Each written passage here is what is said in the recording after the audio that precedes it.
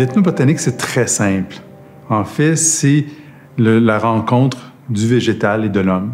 Ça pourrait être un aspect de l'ethnobotanique, par exemple, d'aller voir ce que les gens dans les restaurants de Montréal boivent, parce que le vin, c'est issu du végétal.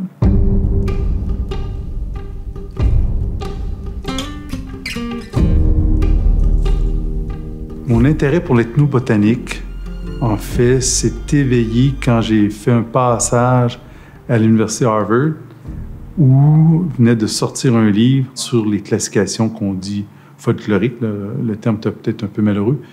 Et là, on a travaillé à comparer ces classifications faites par des communautés locales ou autochtones et les classifications faites par les biologistes. Et on voyait vraiment un certain arrimage et aussi des différences intéressantes. Et ça a piqué ma curiosité. Je suis parti, j'ai terminé mon doctorat et s'est ouvert donc un poste au Jardin botanique de Montréal qui demandait un ethnobotaniste.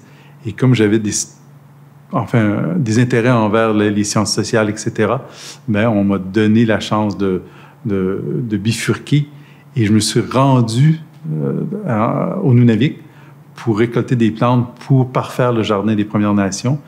Et en marchant avec une Inuk, bien, elle m'a parlé des plantes et j'ai fait que c'est extraordinaire.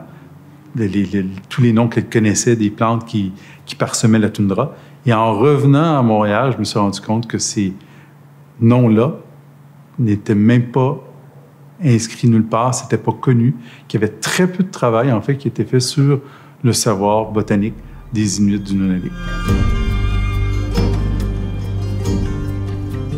C'est en fait un devoir maintenant pour les chercheurs de laisser quelque chose derrière eux pour la communauté. Moi, j'ai fait plusieurs livres pour les communautés, donc de colliger ce savoir-là, mais de le rendre aux communautés. Et je me suis aperçu d'ailleurs au Nunavik que souvent les professeurs faisaient des photocopies de mon livre pour l'utiliser lors de leur enseignement.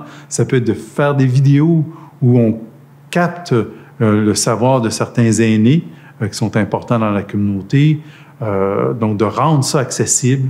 Et ça peut être tout simplement aussi d'amener des jeunes de la communauté avec nous et qui, peut-être, potentiellement, vont devenir des biologistes ou des anthropologues et qui vont s'intéresser et qui vont vouloir poursuivre.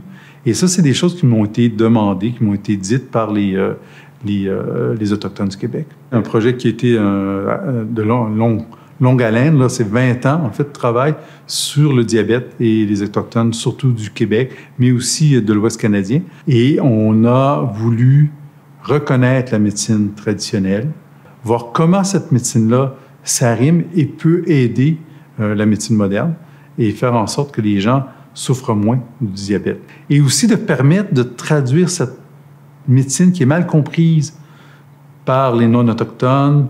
Souvent, c'est le cas chez les médecins, les infirmières, et de leur dire, ben voilà, ce qu'il en est, c'est quoi cette médecine-là, comment elle fonctionne, traduire. Non pas de dire que c'est valable depuis longtemps, mais c'est de le traduire en des termes peut-être plus scientifiques pour que ça soit mieux accepté et qu'on puisse bientôt, on l'espère, avoir dans les communautés accès à la médecine traditionnelle et que ça soit reconnu.